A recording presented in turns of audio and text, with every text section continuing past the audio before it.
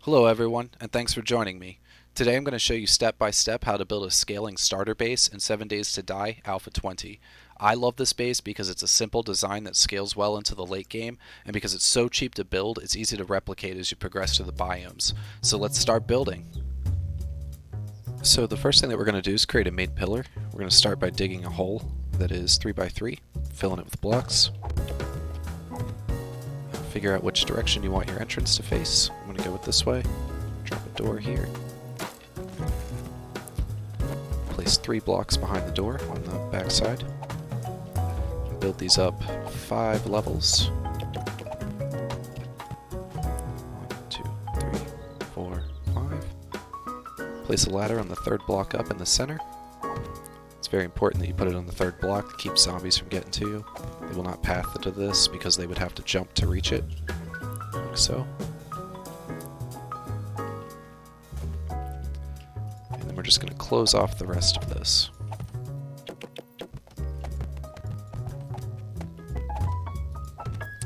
You can use some fancier blocks if you'd like, but for the sake of this, I'm just going to use the simple frames.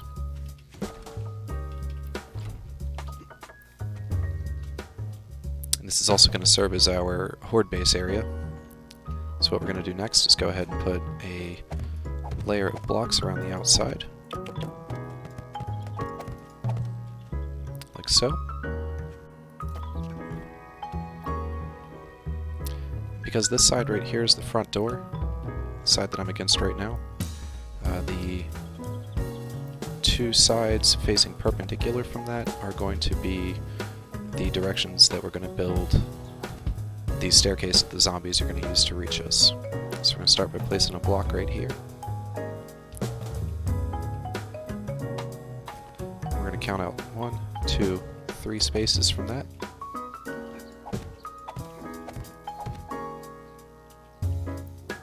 We're going to place hatches here, go into advanced, and rotate them around so that they're going to open upwards. Just like that. This is a very basic staircase. This is what most people use. I'm sure you're all used to building this by now. Just like that.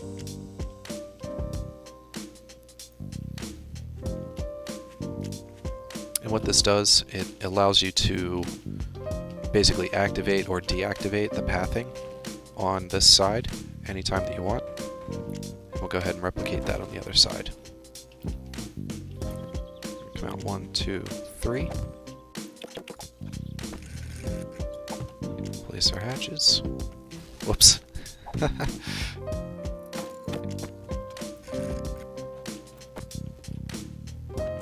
we'll just do the same that we did on the other side.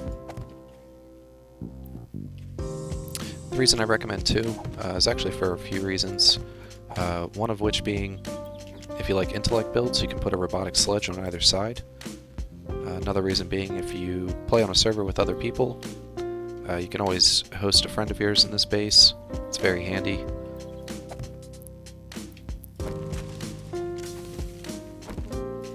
And it does also help to break up the horde a little bit as well.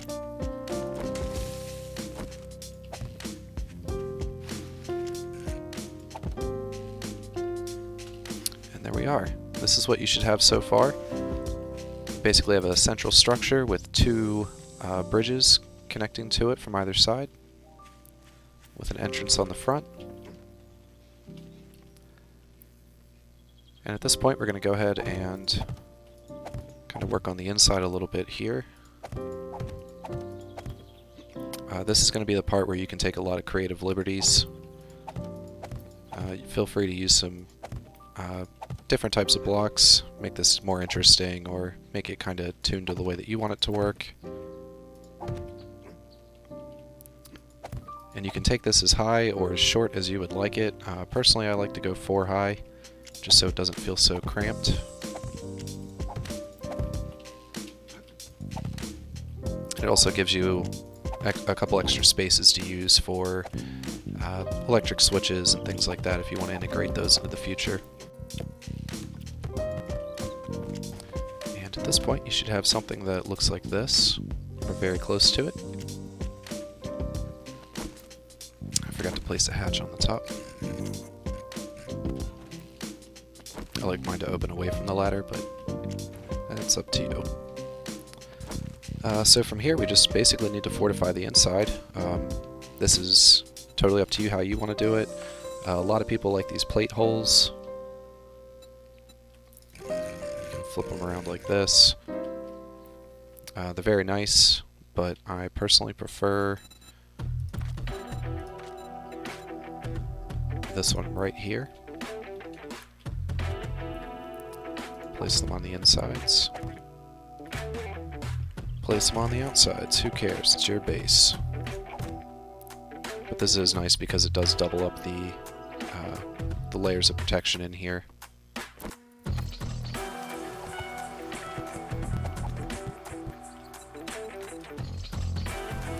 Go ahead and do the same on the other side.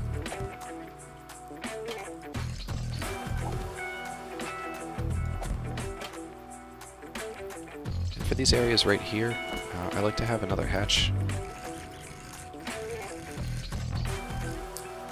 and have it open inward like this, and then place another hatch here that opens outward like that. And that gives you two hatches that they have to break through. Now, as of Alpha 20, zombies can crawl through a 1 meter square like this, so this top thing right here is actually kind of a liability. The thing that I like to do to get around that... Oops. I like to get back to the pillars again, or poles.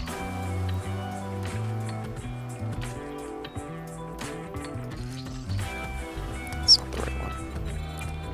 Let's see here, which one is it?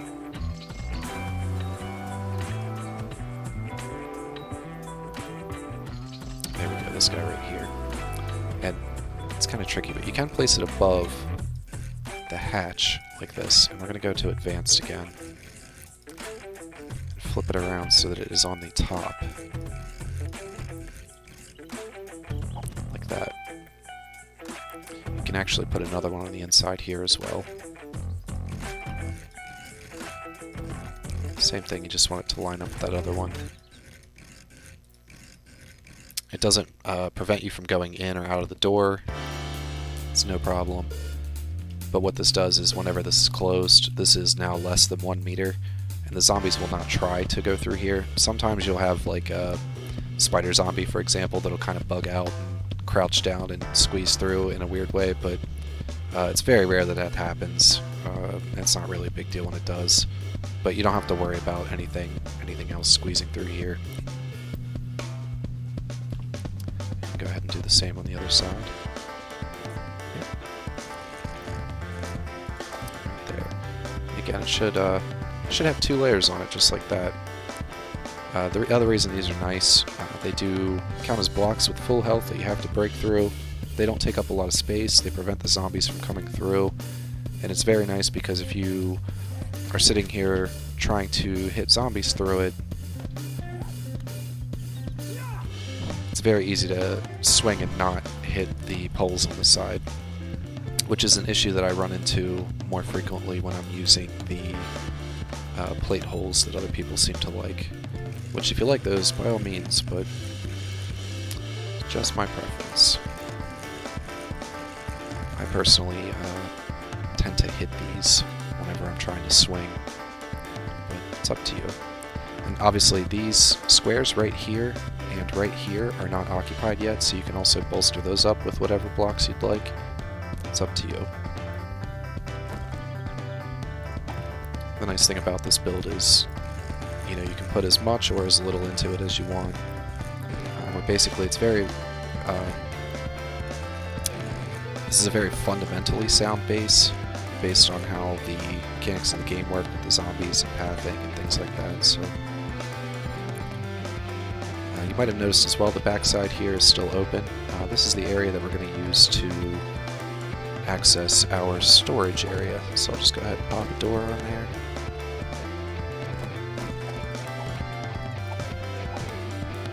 Just like that. Create a block out here, give it a little bit of support, and there you go. You can just expand that outward into a nice little platform of whatever size that you'd like. Again, as large or as small as you'd like it to be.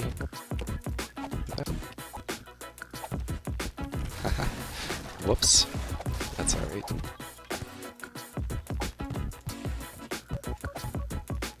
Just being lazy, that's my own fault. There we go.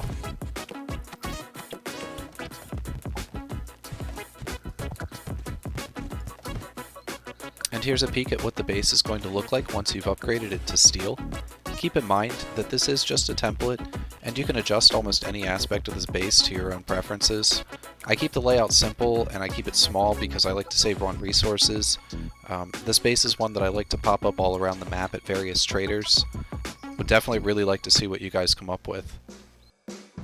Thank you so much for watching my video. Stay tuned for part 2 where I'm going to show you how to turn the base that we built today into an AFK base like you see here. So please hit the like and subscribe buttons to make sure you stay updated on that. Drop a comment below and let me know some of your favorite base tips. Thanks again, and I'll see you soon.